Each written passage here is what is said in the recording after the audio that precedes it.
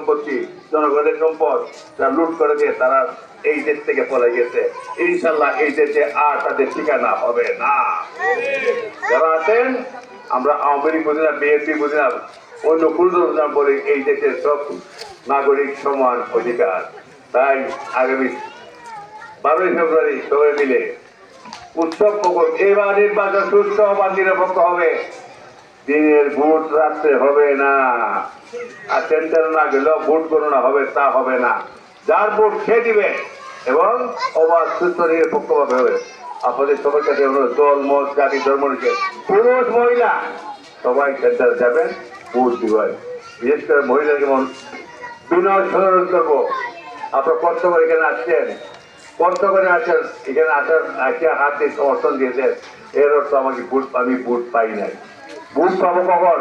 আপনারা যে সেন্টারে গিয়া দানের শেষে একটা সিল দেন, তাহলে এই ভোট পাবো।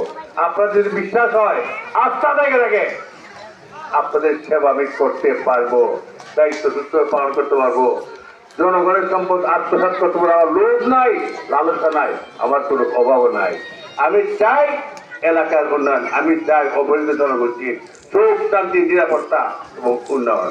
আমি নির্বাচিত হয়ে সুন্দরগঞ্জের পৌরসভা করেছিলাম, হাসপাতাল করেছিলাম, তাদের কিনে ফুল করেছিলাম, রাজার বাজার ফুল করেছিলাম, শতঙ্গে রাস্তা করেছিলাম।